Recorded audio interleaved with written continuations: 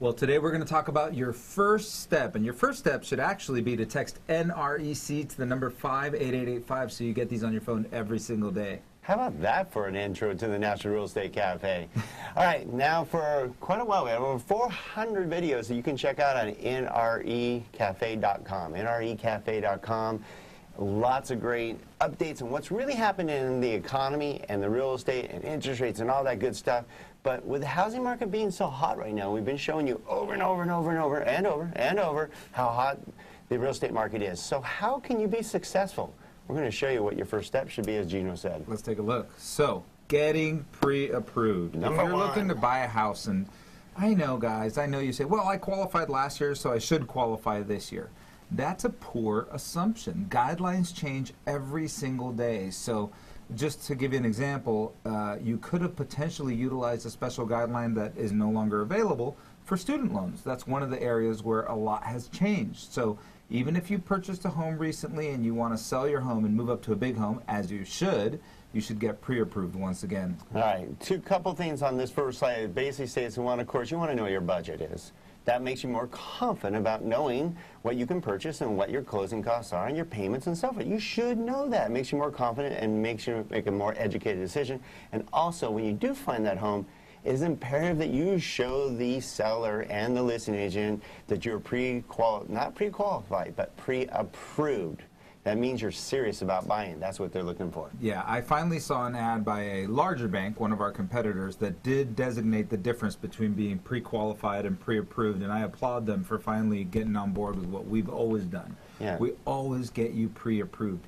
The worst thing that could possibly ever happen to you is a surprise in escrow when you give us the rest of your documentation. Okay, to catch that piece, the rest, because that means you only gave somebody some or none in some cases. Or it's different from what you said. Oh, that never happens. Here's a perfect example. I don't have any child support on my divorce decree, so don't worry about that. I said, you know, that seems a little odd. You have a couple kids. You don't have custody. Could you just dig it up? I know it's been a few years, but could you dig it up and show me?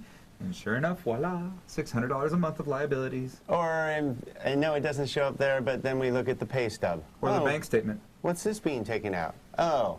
So bottom line is, it's best to give all the documentation up front. The horror stories that you hear about somebody purchasing a home and why there's hiccups and why it's so stressful and challenging, or they don't get their home, is usually because they didn't do their due diligence up front. Whether it's you, the buyer, or the lender didn't ask the right questions. We ask for it all. We basically get your blood samples, your firstborn, you name it. We get it to make sure you're all pre-approved and ready to go. So the moral of that story is, if you're not asked for a lot of paperwork up front, you should be concerned about the validity of your pre-approval letter. Let's move on to the next slide. All right, real quick, these are the things. Gino, you love this part, the 4 C's. Yep, so capacity is probably the number one thing that we look at these days, is your ability to make future payments. Now, how do we evaluate that? Is on cash flow, cash flow, cash flow. We want to make sure that you have a recurring source of income. It's the number one thing that we underwrite today. All right, and of course you need to have the money, whether it's your down payment, your savings.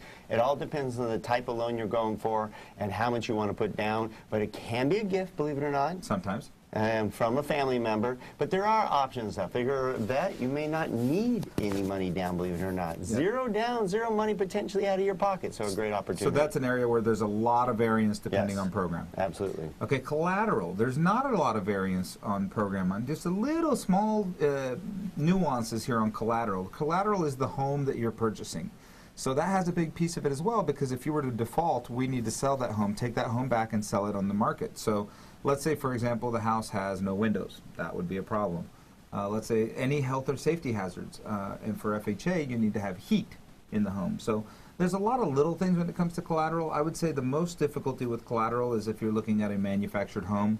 That's where things get a little more intricate, or if you're in a rural area, that's where things get a little more last touch on that, this is where a local lender can help you, especially bringing in the value. If the lender does not know your area, they may not be bringing the value. That may mess up your financing options.